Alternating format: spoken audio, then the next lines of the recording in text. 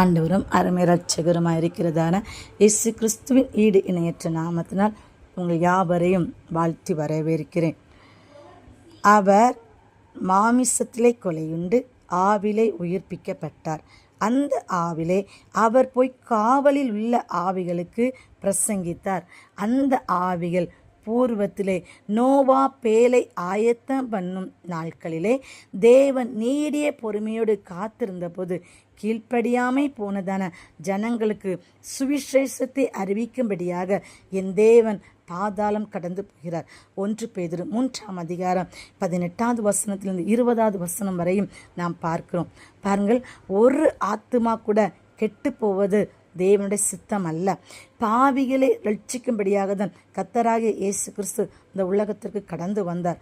அவர் நன்மை செய்கிறவராயும் பிசாசுகளை துரத்துகிறவராயும் சுற்றித் திரிந்தார் என்று சொல்லி நாம் பார்க்கிறோம். ஆனால் அப்படிப்பட்டதான நல்ல ஒரு தெய்வத்தை இந்த ஜனங்கள் அவமானப்படுத்தி அவரை துப்பி அடித்து அநேக காரியங்களை தீங்கான காரியங்களை செய்த போதிலும் கூட பிதாவே இவர்களை மன்னியும் என்று சொல்லி மன்னிக்கிற ஒரு தகப்பனாக காணப்பட்டார்.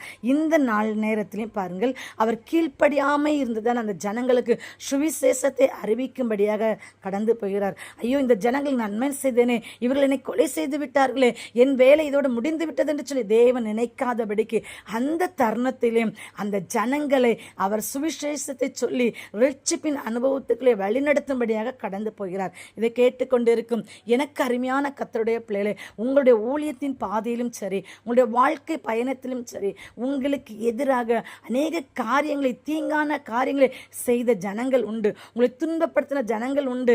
உங்களுக்கு எதிராக பொய்யான வார்த்தைகளை சொன்னதான ஜனங்கள் உண்டு.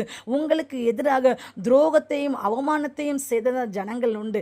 ஆனால் இந்த ஜனங்களை பார்த்து நீங்கள் இந்த ஜனங்களுக்காக தேவனுடைய சமூகத்திலே பிதாவே இவர்களை மன்னியும் என்று சொல்லி இவர்களுக்காக வேண்டிக் கொண்டு இவர்கள் செய்து விட்டார்கள் என்று சொல்லி இவர்களை பார்த்து நீங்கள் பின்மாற்றத்துக்குள்ளே போகாதபடிக்கு தேவன் உங்களுக்கு என்று சொல்லி வைக்கப்படுகிறதான தரிசனத்திலும் திட்டத்திலும் உறுதியாயிருங்கள்.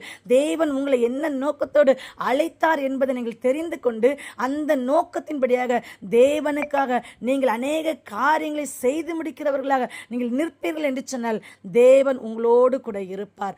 ஆகவே எதையும் குறித்து நீங்கள் கவலைப்படாதீர்கள். தேவன் உங்களுக்கு முன்பதாக வைக்கப்பட்டிருக்கிறதான இந்த வசனத்தையும் தேவன் கல்வாரி சிலுவையிலே உங்களுக்காக என்னென்ன காரியங்களை எல்லாம் சொல்லி செய்து முன்மாதிரியாக வைத்து போனாரோ அந்த காரியத்தை மட்டும் நீங்கள் நோக்கி பாருங்கள். தேவன் உங்களுக்கு உதவியாக இருப்பார். தேவன் தாமே உங்கள் ஒவ்வொருவரையும் ஆசீர்வதிப்பாராக. God bless you.